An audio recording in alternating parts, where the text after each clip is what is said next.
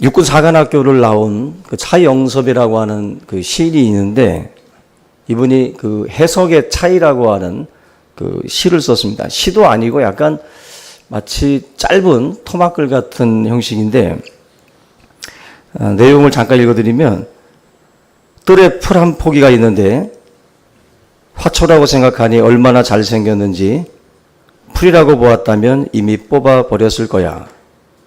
가끔 실수를 했는데 성공의 어머니라고 생각하니 얼마나 고귀한지 실패라고 만지작거렸다면 한탄스러웠을 거야. 가을 날씨가 꽤 더운데 곡식이 잘 연글 거라 생각하니 얼마나 햇빛이 좋은지 덥다고만 했다면 짜증 부렸을 거야. 무엇에게나 좋은 점과 나쁜 점이 동시에 있다는 거. 아름다운 면 뒤에는 추한 면이 있다는 거. 약에도 독이, 선에도 악이 있다는 걸 잊지 않으니 내 마음 편안해. 이 해석의 차이라고 하는 시인데, 이 시를 보면 뭔가 간단하면서도 무언가 우리들에게 생각하게 만드는 그런 내용들을 담고 있습니다. 똑같은 상황인데 어떻게 생각하느냐, 또 어떻게 해석하느냐에 따라서 사물을 보는 눈이 전혀 달라진다라는 것입니다. 오늘 이 본문 말씀도 그런 그 해석 자체가 각자가 다른 모습을 우리가 볼 수가 있어요. 19절부터 21절 말씀에 보면은 두려워 마소서 내가 하나님을 대신하리까 당신들은 나를 해하려 하였으나 하나님은 그것을 선으로 바꾸사 오늘과 같이 만민의 생명을 구원하게 하시려 하셨나니 당신들은 두려워 마소서 내가 당신들과 당신들의 자녀를 기르리이다. 여러분 잘 알듯이 이 내용은 베다른 형제들이 성장 과정에서 아버지의 그 편애 때문에 그 요셉을 시기하고 질투하게 됩니다. 아버지가 요셉에게만 자색 옷을 입히고 편애하는 그 모습을 보고 결국 베다른 형제였던 그 형들이 요셉을 애굽의 종으로 팔아넘깁니다. 형제끼리 있을 수 없는 그 일들이 사실은 벌어진 것입니다. 세월이 흘러서 이 가나안 땅에 이제 그 가뭄이 흉년이 들기 시작을 하고 곡식을 구하기 위해서 형제들이 애굽으로 내려가게 돼요.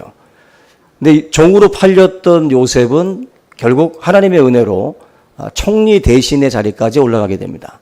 그리고 구걸하러 온 그 형제들이 자기들이 종으로 팔았던 그 요셉 앞에 무릎을 꿇고 곡식을 구하기 시작을 해요. 자기 앞에 있는 저 총리가 요셉이라는 생각은 꿈에도 하지 못합니다. 나중에 그 사실을 알게 되고 여러모로 많은 그 긴장감 속에서 요셉을 맞이를 하게 되죠. 근데 요셉은 그 형들을 나름대로 어떻게 보면 증오하고 복수할 수 있는 그 상황이었지만 그 형제들을 따뜻하게 맞이했어요. 근데 그 형들의 마음 속에는 계속해서 뭔가 의심이 있습니다. 아버지가 죽고 나면 요셉이 아마 바뀔 것이다. 그래서 항상 긴장감 속에 살다가 결국 아버지가 죽습니다.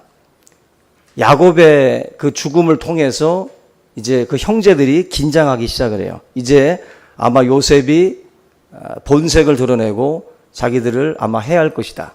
그러한 생각을 가지고 이제 긴장감 속에 있게 되죠.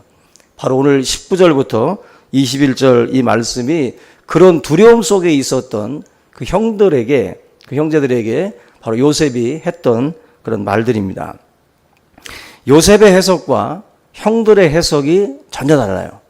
형들은 지금 이 자신들은 어떻게 보면은 자기들이 행했던 그 일들에 대해서 자기들이 팔았고 자기들이 미워했고 자기들이 이 모든 것들을 주관했다라고 해석을 하고 있어요.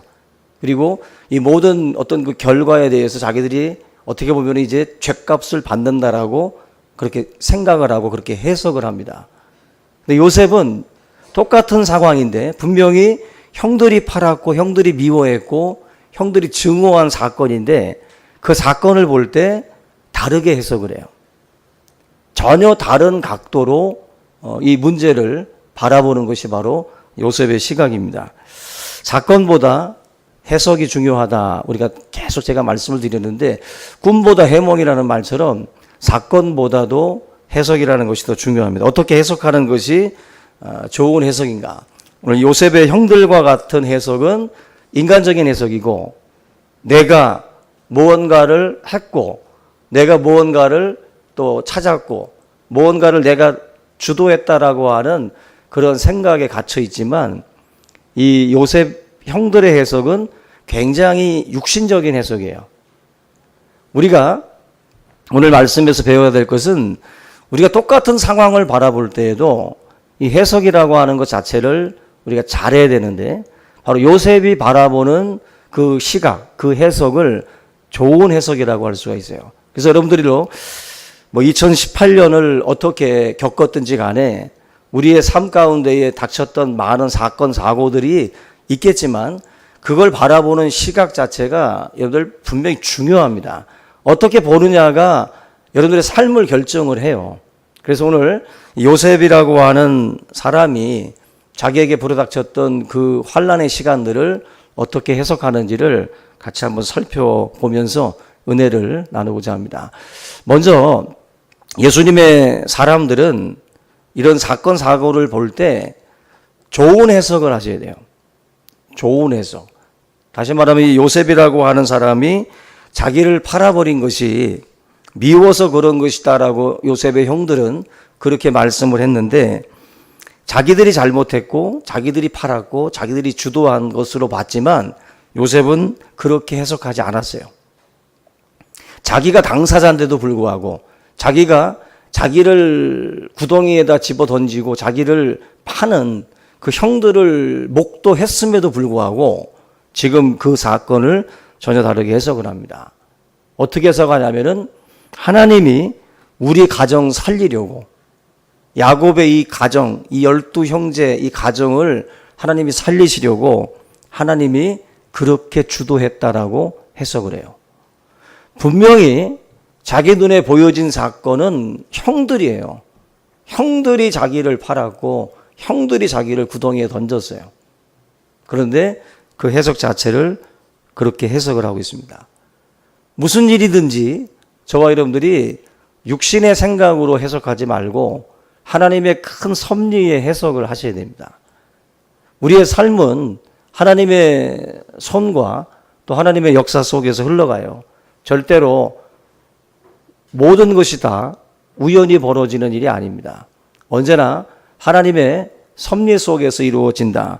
그런 점에서 지금 요셉도 자기에게 개인사지만 그 개인사 속에 하나님의 큰 손길이 함께 했다라고 보고 있는 겁니다.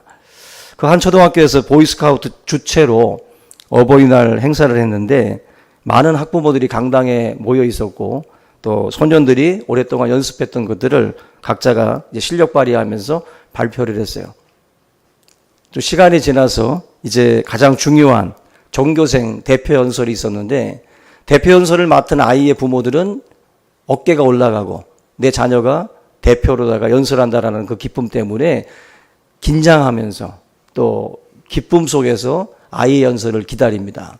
그리고 같이 함께하는 모든 군중들은 어떤 아이가 과연 연설을 할까, 어떻게 할까 궁금해하면서 기대를 해요. 근데 이 연사가 올라와서 아주 멋지게 그동안에 준비했던 연설을 잘 하게 됩니다. 2분을 남겨놓고 이 아이가 갑자기 연설문을 까먹게 돼요.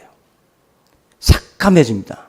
그러면서 아이 특유의 몸을 비틀고 손을 만지작거리고 당황하면서 아이가 아무 말도 못한 벙어리가 되어버립니다. 그때 담당 선생님이 한마디씩 던지면서 아이가 연설을 끝까지 마칠 수 있도록 그렇게 도와줘요. 그리고 어떻게 꾸역꾸역 해서 연설을 다 마쳤어요. 대표자 부모는 머리를 들 수 없었고, 또 거기 함께했던 모든 회중들도 어정쩡한 박수를 치면서 연설을 마무리합니다. 근데 그때 그 담당 그 선생님이 그 자리에서 일어나서 이런 말씀을 했어요. 여러분들이 지금 이 아이가 실패했다고 아마 생각들을 하고 있을 겁니다. 그러나 저는 이 소년단을 지도하는 교사로서 무한한 기쁨을 느낀다. 이 소년은 얼마든지 연설을 포기할 수도 있었는데 소년단의 정신으로 뜻밖의 어려움을 또 부딪혔음에도 불구하고 이 연설을 자신이 맡은 일을 끝까지 완수를 하고 또 어려운 이 길들을 포기하지 않고 끝까지 마무리를 했다. 그런 점에서 이 아이는 어떠한 누구보다도 큰 용기와 배짱을 가지고 마무리를 한 것이기 때문에 이 아이에 대해서 나는 자랑스럽게 생각을 한다라고 그렇게 말씀을 했습니다. 이게 뭐냐면 여러분들 많은 회종들은 그 아이를 보면서 잘못됐다, 실패했다라고 해석을 하지만 그 담당 교사였던 분은 그 아이가 그 부분을 그렇게 긴장 속에서 당황 속에서도 그래도 마무리했다라는 그 점을 부각을 시키죠. 보는 관점과 시각, 해석이 전혀 다른 거예요. 자녀들이 어떠한 것을 가지고 왔을 때도 그죠? 맞이하는 부모님들의 반응은 천차만별입니다. 해석들이 다 다르죠. 욕심이 너무 많은 부모들은 아이가 가지고 온 수확물에 대해서 칭찬하지 않습니다. 세상은 너보다 더 뛰어난 놈들이 저 밖에 많다. 여기에 안주하지 마라. 칭찬은 온데간데 없고 계속해서 해석 자체가 끊임없이 아이를 다그치는 쪽으로만 해석을 하죠. 여러분들 우리의 삶에 이런 그 관점 자체가 아주 극명하게 달라지는 이 경험들을 우리가 많이 합니다. 똑같은 상황에서도 말이 틀려요. 뭐 12정탐꾼 얘기가 유명하죠. 여호수아와 갈렙의 반응과 10명의 정탐꾼의 반응이 전혀 다르죠. 해석 자체를 달리해요. 하나님께서 자기들과 함께 하신다라고 하는 믿음을 가지고 나아갔던 2명과 그 믿음을 바닥이 다 드러난 그런 10명의 그 해석과는 전혀 다른 것을 볼 수가 있어요. 우리 성도님들이 살면서 이런 관점에 대한 자기 관점, 자기가 어떤 관점을 가지고 살아가는지를 한번 잘 보셔야 됩니다. 매사에 부정적으로 접근하고 비판적으로 접근하게 되면 그 사람 그건 습관이 돼요. 습관이 됩니다. 그것은 결코 바람직스럽지 않습니다. 성경을 보시면 믿음의 사람들이라는 것은 굉장히 긍정적인 거죠. 굉장히 긍정적인 시각을 가지고 그렇게 말씀들을 합니다. 오병이어의 기적도 그랬고 모든 사람들이 부정적으로 바라볼 때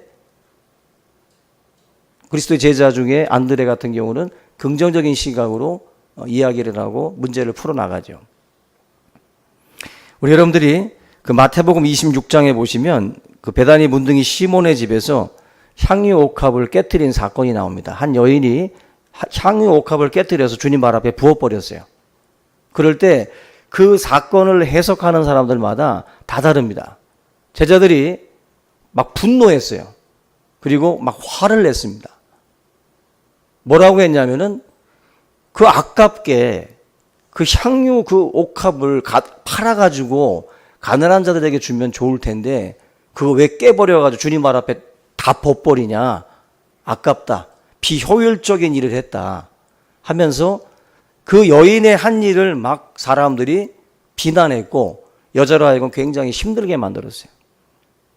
예수님이 어떻게 해석을 하는가 보면 예수님이 제자들한테 그런 말을 합니다. 이 여자를 괴롭게 하지 말아라. 괴롭게 하지 말아라. 좋은 일을 했다라고 칭찬했어요. 제자들은 비효율적이고 나쁜 일을 했다라고 해석을 했는데 예수님은 좋은 일을 했다라고 그렇게 해석을 달리하고 있습니다. 저는 사실 이 말씀을 보면서 그런 생각을 해요. 교회 다니다 보면은 좋은 일 하고도 욕먹는 분들이 있죠. 좋은 일 하셨는데 욕먹습니다. 주변 사람들이 그것을 해석을 하기를 자기들의 기준으로 해석을 하기를 비판적으로 해석을 하는 거예요. 여러분 그 생각 해보셨습니까? 내가 비판하고 있는데 주님이 좋은 일 했다고 말씀하고 있다면 여러분들이 어떤 지금 자리에 우리가 서 있는 겁니까? 우리가 사람들을 비판하고 있는데 예수님은 그 여인이 좋은 일을 했다. 교회는 여러분들 좋은 일 해놓고도 사람들 입방하에 괴로움을 겪는 분들이 상당히 많습니다. 좋은 일 했어요. 정말 선한 일을 했음에도 불구하고 자기의 기준과 잣대로다가 비판하고 비난하는 사람들 때문에 너무 힘겹게 교회 생활하는 사람들도 많아요. 그건 자기 기준인데 예수님은 좋은 일을 했다라고 분명하게 선을 그어놨습니다. 매사에 부정적인 시각으로 해석하는 사람들, 살쾡이 같은 존재들이에요. 사람들을 계속해서 긁죠. 괴롭히죠. 좋은 일을 하는 사람들이 낙심하고 절망해서 떠나는 경우들도 많이 있습니다. 하나님의 일은 무언가를 했을 때 저와 여러분들이 예수님의 시각으로 볼 수 있어야 돼요. 교회 안에서 누가 봉사를 하고 좋은 일을 해도 언제나 삐뚤어진 시각으로 보는 사람들은 그 모든 그 시각 자체를 바꿔야 돼요. 해석 자체를 바꿔야 됩니다. 그러지 아니하면 복이 되지 않아요. 우리가 보는 이 관점, 이러쿵저러쿵 말들이 많습니다. 하는 일은 없고 입방아만 쪄요. 떡방아라도 찌면 떡이라도 나오는데 입방아만 찢고 있습니다. 뭔가 행함으로 나아가지 못하고 좋은 일에 앞장서지도 아니하고 언제나 사람들이 하고 있는 좋은 일을 비난하고 비판하는 일에만 항상 앞장서요. 그런 자리에 서 있는 사람들에게 다른 것을 기대할 수가 없어요. 우리 여러분들에게 하나님이 말씀합니다. 좋은 일을 했다라고 해석할 수 있는 영적인 관점들이 여러분들에게 필요해요. 하나님이 함께 하신다라고 하는 영적인 관점들이 필요합니다. 이런 관점들을 다 배제시키고 하나님이라는 존재를 다 배제시킨 상태에서 나 자신의 능력과 나 자신의 것들만을 가지고 해석을 해버리면 결국 10명의 정탐꾼하고 똑같은 해석을 할 수밖에 없어요. 우리의 삶을 향해서 하나님이 말씀을 합니다. 여러분들의 삶에 불어닥친 많은 사건들 좋은 관점에서 하나님의 섭리 속에서 해석할 줄 아는 그러한 지혜를 우리가 오늘 이 말씀을 통해서도 얻을 수 있기를 주님의 이름으로 축원합니다. 두 번째는 예수님의 사람들은 하나님의 뜻으로 해석할 수 있어야 돼요. 사건들 속에는 하나님의 뜻이 있습니다. 하나님의 뜻이 없는 사건은 없어요. 참새 한 마리도 하나님의 허락이 없으면 떨어질 수 없다 그랬어요. 새 한 마리가 떨어지는 것도 하나님의 뜻 속에서 이루어집니다. 우리의 삶 가운데에 일어나는 모든 것 속에는 하나님의 섭리가 있어요. 하나님의 섭리가. 그 사건을 우리가 겪고 경험할 때는 모릅니다. 근데 모든 것 속에 하나님의 역사가 그 속에는 숨겨져 있습니다. 형들의 말 속의 주인공은 사람이고 요셉의 말 속의 주인공은 하나님이에요.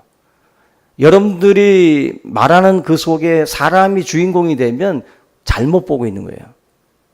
우리의 말 속에 하나님이 주인공 되셔서 그 속에 들어가야 됩니다. 그래야 우리가 하나님의 뜻을 그 속에서도 찾을 수가 있는 거예요.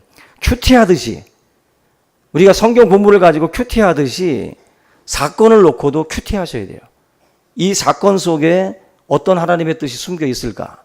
그러한 것들을 우리가 찾아 나가야 됩니다. 그래서 요셉의 그 해석 속에는 사실 하나님이라는 그분이 주인공이에요. 하나님이 형제들의 이 관계 속에서 이 미움이라고 하는 이 사건을 또 다루시고 또 하나님께서 이렇게 팔아서 이렇게 이 자리까지 다 이끄시는 점으로 보지 말고 선으로 보셔야 돼요. 선으로. 하나님께서 점점으로만 놓고 보면 연결이 되지 않은 것처럼 우리가 보면 안 되고 이 자체가 다 선으로서 하나님이 인도하셨던 순간순간들이라는 것입니다. 그걸 지금 요셉이 사건 속에서 하나님의 손길을 보면서 그렇게 해석을 하고 있는 겁니다. 예수님의 해석 가운데 소경된 사람을 만났을 때 주변 사람들이 그렇게 질문을 합니다. 이 사람이 소경된 것은 누구 죄 때문입니까? 자기 때문입니까? 부모 때문입니까? 사람들은 그렇게 해석하고 있었어요. 그 사건을. 그렇게 보고 있었어요. 예수님이 어떻게 해석을 내려주시냐면 요한복음 9장 1절로 3절 보니까 예수님은 이렇게 말씀합니다. 이 사람이나 그 부모가 죄를 범한 것이 아니라 그에게서 하나님의 하시는 일을 나타내고자 하심이니라. 이 사람을 통해서 하나님의 하시는 일을 나타내고자 하나님이 이 사람을 또 이렇게 쓰신다는 거죠. 사람들은 먼저 어떤 희생양 찾듯이 부모 죄입니까? 이 사람 죄입니까? 이렇게 묻고 있을 때 주님은 하나님의 섭리를 말씀을 해요. 하나님의 하시는 일들을 나타내기 위해서 이러한 일들이 우리의 삶 가운데도 있는 것이다. 자녀의 문제라든지 여러분들의 삶에 뭔가 부족하고 결핍된 그런 문제들이 있죠. 그 결핍된 문제들이 하나님의 저주가 아니라 하나님의 하시는 일을 나타내고자 여러분들의 삶에도 결핍이라는 게 있는 거예요.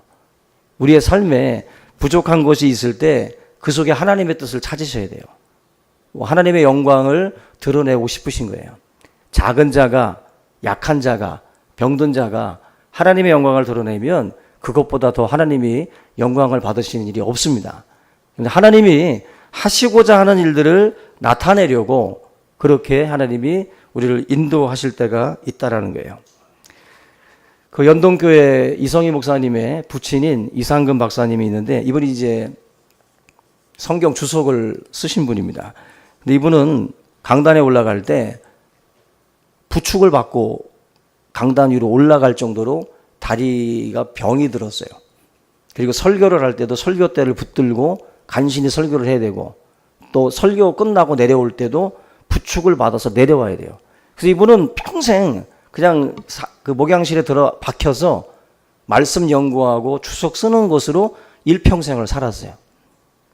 이분이 은퇴할 때 그런 말씀을 남기셨습니다. 나는 다리가 아파서 다니지 못하고 기도만 했다. 그리고 성경만 봤다. 그래서 주석책을 남기게 됐다. 가장 아플 때가 가장 하나님과 가까울 때였다. 자기의 그런 그 병, 자기의 이 질병, 연약함이 어떤 저주받은 인생처럼 그렇게 해석되지 않고 하나님이 주석이라고 하는 고귀한 하나님의 말씀을 해석한 그 책을 쓰게 하기 위해서 하나님이 나로 하여금 이렇게 약하게 만들었다는 거죠.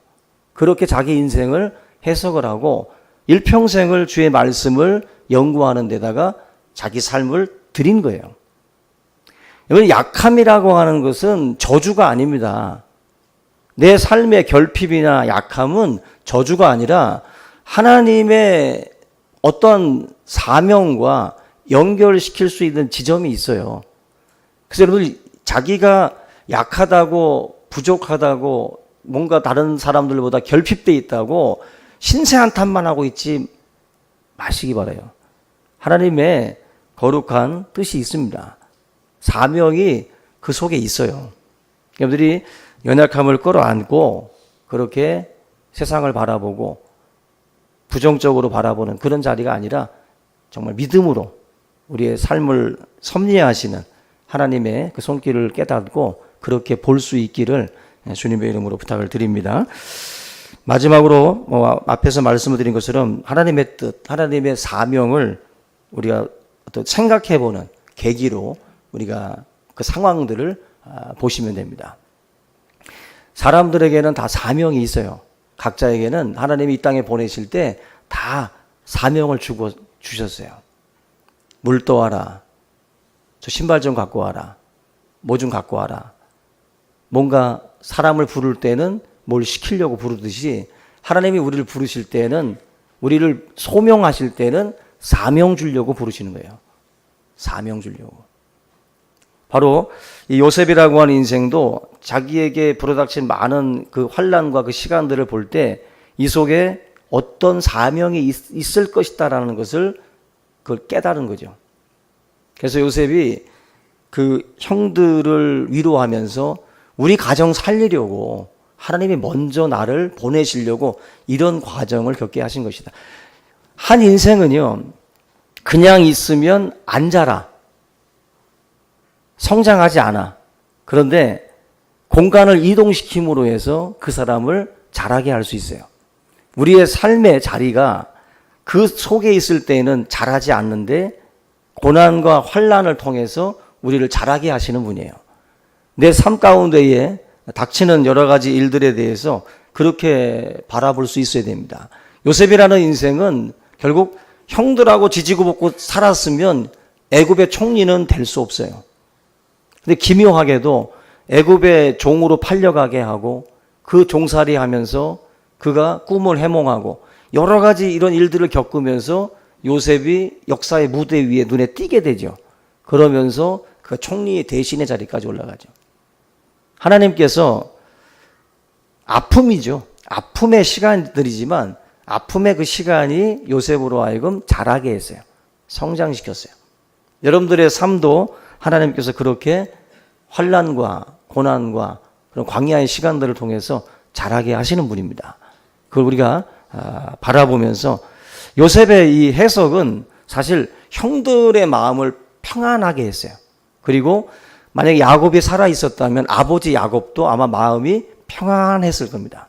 또 듣는 모든 사람들도 아마 평안함을 느꼈을 겁니다. 이게 어떻게 보면은 좋은 해석이죠. 여러분들 신앙생활을 할 때 어떤 일을 바라볼 때 여러분들의 말 자체를 참 주의 깊게 하셔야 돼요. 우리의 말이 인생의 수레바퀴를 불태우는 불덩어리가 될 수 있어요. 그래서 내 말 한마디가 잘못돼서 어떤 다른 인생도 불태우고 자기 인생도 불탈 수 있습니다. 어느 목사님께서 겪으신 일인데 장지동에 집사님 한 분이 집을 사가지고 집들이 예배를 드리는데 신방대원들을 끌고 이제 갔습니다. 근데 50평 대지에 허름한 집을 샀더래요. 건물값은 너무 허름해가지고 치지 않고 땅값만 그렇게 주고 샀는데 집값이 그래도 그 땅값이 5억이더라는 거죠. 5억. 예배를 마친 다음에 집을 돌아보면서 이 목사님이 마음껏 축복을 했대요. 생각보다 살림을 너무 잘하신다고. 어떻게 이 박봉에 이렇게 집을 장만했냐고. 내가 집 산 것보다 더 기쁘다고. 그러면서 이 목사님이 하는 말씀이 돈을 차분히 더 모아서 이 헌집 헐어버린 다음에 새 집을 멋있게 다시 지어보라고. 내가 기도할 테니까 한번 열심히 해보라고 격려의 말을 이렇게 해줬다는 거예요.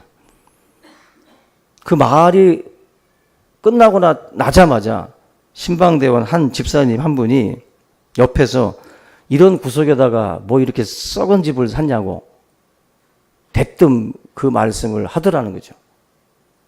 갑자기 집 분위기가 싸늘해지더라는 거죠. 그래서 목사님께서 다짐을 했대요. 내 다시는 저것을 데리고 신방 다니지 않으리라. 내 저것을 다시는. 신방대원들 잘 골라서 당겨야 되는데 엉뚱한 말들 하는 사람들이 있어요. 새로 산 집 들어가가지고 한다는 말들이 그런 말들 하죠. 아우, 다 좋은데 벽지가 마음에 안 든다. 아쉽다. 밖에서 볼 땐 괜찮은데 왜 이렇게 집이 답답하냐? 새 집 가가지고 남의 축하할 집에 가가지고 그런 바른 말들을 또 그렇게들 톡톡 하는 분들이 있어요. 내 저것을 다시는 데리고 다니지 않으리라. 아마 모든 목사들이 다 똑같은 마음일 거예요. 여러분들 똑같은 걸 봐도요. 그렇게 삐딱하게 말하고 삐뚤어진 시각으로 이야기를 한다면 절대로 데리고 다녀서는 안 될 사람들이에요. 절대로. 그 사람들은 뭐든지 다 그렇게 보기 때문에 저널리스트랍니다. 자기들이. 비판적인 시각을 갖고 있는. 그런 시각으로 매사를 바라보게 되면 사실 우리 신앙은 힘들어져요. 제가 오늘 이 본문 말씀을 지금 창세기 50장을 드렸는데 사실 이 50장 말씀하고 가장 그 연결될 수 있는 신약의 본문이 로마서 8장 28절이에요. 한번 마지막으로 한번 찾아보겠습니다. 로마서 8장 28절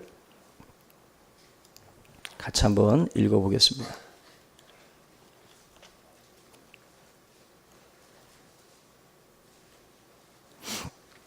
로마서 8장입니다.